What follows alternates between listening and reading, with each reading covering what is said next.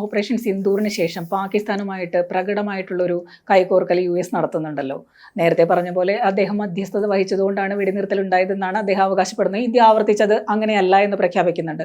അതിനു പുറമെയാണ് ഇപ്പോൾ എണ്ണപ്പാട ശേഖരത്തിന് അതിൻ്റെ വികസനത്തിനായിട്ട് ഒരു കരാറിലേക്ക് US പോയിരിക്കുന്നത്.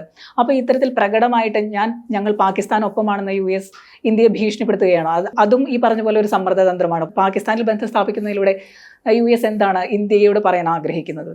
ഈ യുദ്ധം വരുന്നവരെ പാകിസ്ഥാനെ പറ്റി ട്രംപ് ഒരു നല്ല വാക്ക് പോലും പറഞ്ഞായിട്ട് നമ്മളാരും കേട്ടിട്ടില്ല. ഈ യുദ്ധം കഴിഞ്ഞ് ട്രംപിന് നോബൽ സമ്മാനം കൊടുക്കണമെന്ന് അവർ പറയുകയും അതുപോലെ തന്നെ ട്രംപാണ് യുദ്ധം അവസാനിപ്പിച്ചത് പറഞ്ഞാൽ അത് ശരിയാണെന്ന് പറയുകയും ചെയ്തതോടുകൂടിയാണ് ആ മഞ്ഞുരുക്കിയത്. അദ്ദേഹം പാകിസ്ഥാൻ്റെ പട്ടാള മേധാവിയെ, കാരണം ഇന്ത്യ ഏറ്റവും ദേഷ്യത്തോടെയും വെറുപ്പോടെയും കൂടി കാണുന്ന ഫീൽഡ് മാർഷലിനെയാണ് വിളിച്ച് ഭക്ഷണം കൊടുത്തത്.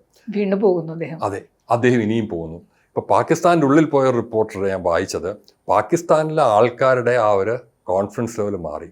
യുദ്ധത്തിൽ ഞങ്ങൾ നന്നായി ചെയ്തു എന്നാണ് അവർ വിശ്വസിക്കുന്നത്. ആ വാർത്തകൾ ഉണ്ട്. അത് മാത്രമല്ല, ഞങ്ങളുടെ പട്ടാളാധിപനെ ട്രംപാണ് വിളിച്ച് ഭക്ഷണം കൊടുക്കുന്നത്, പാകിസ്ഥാന് സഹായം നൽകാമെന്ന് പറയുന്നു. അപ്പോൾ ഇതെല്ലാം എന്തുകൊണ്ടെന്നുള്ളൊരു ചോദ്യം നിൽക്കുമ്പോൾ ഇന്ത്യയും പാകിസ്ഥാനെയും തുലനം ചെയ്യുന്ന പണ്ടൊരു ഇന്ത്യ പാക് അപ്രോച്ചാണ് അമേരിക്ക 1970-കളിലും 80-കളിലൊക്കെ നടത്തിയിരുന്നത്. അത് ക്ലിൻ്റൻ്റെ ഭരണത്തിനും അത് കഴിഞ്ഞ് ജോർജ് ബുഷിൻ്റെ ഭരണത്തിൻ്റെ സമയത്തേക്ക് അത് മാറിയത്. പണ്ട് ഒരു അമേരിക്കൻ ഭരണാധികാരി പാകിസ്ഥാനിൽ പോയാൽ ഇന്ത്യയിൽ വരും, ഇന്ത്യയിൽ വരികയാണെങ്കിൽ പാകിസ്ഥാനിൽ പോകും, അതായിരുന്നു. അത് ഡീകപ്പിൾ ചെയ്ത് ഇതിന് ശേഷമാണ് ഒബാമയെല്ലാം വന്നു കഴിഞ്ഞിട്ടാണ് ഇന്ത്യയിലേക്ക് മാത്രമായിട്ട് വരിക എന്നുള്ളൊരു ശീലം തുടങ്ങിയത്. രണ്ടാമത് അവർ കപ്പിൾ ചെയ്യാനായിട്ട്, ഹൈഫനേറ്റ് ചെയ്യാനായിട്ടാണ് നോക്കുന്നത്.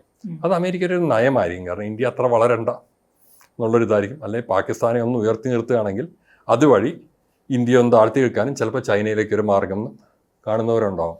അപ്പം ഇത് എന്തുകൊണ്ടെന്നുള്ളതിന് വ്യക്തമായിരുന്നില്ല. ഇതൊന്നുമല്ല ക്രിപ്റ്റോ കറൻസി, ട്രംപ് ഒരു ധാരാളം താല്പര്യമുള്ളൊരു ഏരിയയാണ്, അതിൽ സ്വകാര്യ ലാഭം കിട്ടുന്നതുകൊണ്ടാണെന്നും പറയുന്നവരുണ്ട്.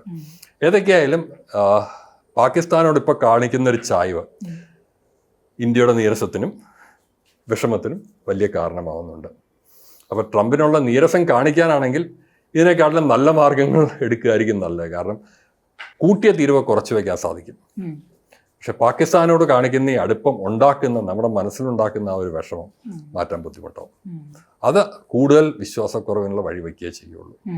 അത് അമേരിക്കയിലെ പെർമനന്റ് ബ്യൂറോക്രസിക്ക്, ഇപ്പോൾ അവരുടെ secretary of state Marco Rubio എല്ലാം ഇന്ത്യയായിട്ട് അടുപ്പം വേണം, ഇന്ത്യയുടെ അടുത്താൽ മാത്രമേ ചൈനയ്ക്കൊരു തടയാവാൻ സാധിക്കൂ എന്ന് വിശ്വസിക്കുന്ന ഒരു വ്യക്തിയാണ്.